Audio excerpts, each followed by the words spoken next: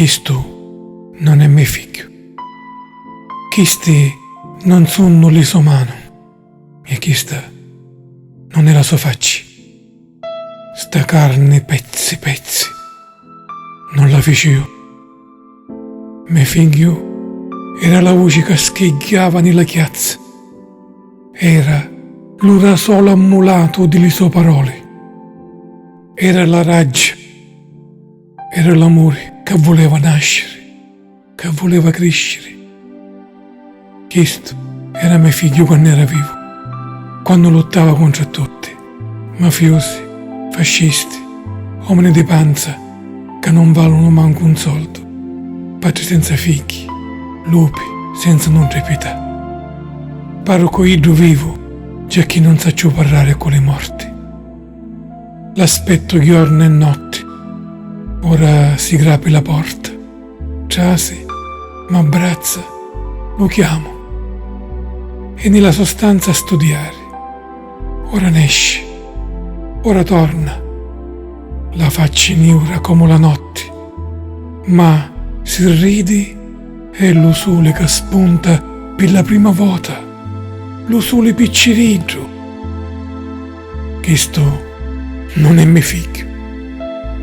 Sto tabuto chino di carne sciazzata non è di Pippino. A Cannincia ci sono tutti i figli che non possono nascere di un'altra Sicilia.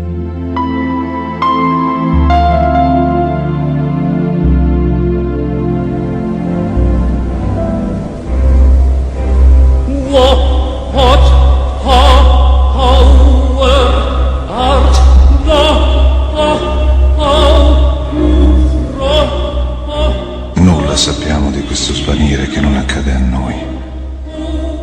Non abbiamo ragioni, ammirazione, odio, oppure amore da mostrare alla morte, la cui bocca una maschera di tragico lamento stranamente sfigura.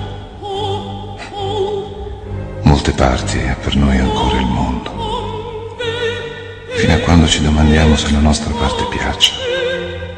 Recita anche la morte, benché spiaccia. Ma quando te ne andasti, un raggio di realtà irruppe in questa scena per quel parco che tu ti apristi.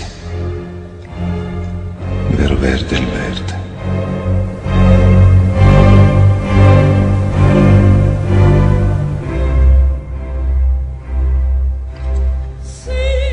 Ma quando te ne andasti, un raggio di realtà irruppe in questa scena per quel parco che tu ti apristi. Vero verde il verde, il sole, vero sole, vero il bosco. Noi recitiamo ancora frasi apprese con pena e con paura, sillabando, e qualche gesto, ma la tua esistenza a noi, al nostro copione sottratta, ci assale a volte e su noi scende come un segno certo di quella realtà, tanto che, trascinati, recitiamo qualche istante la vita, non pensando all'applauso.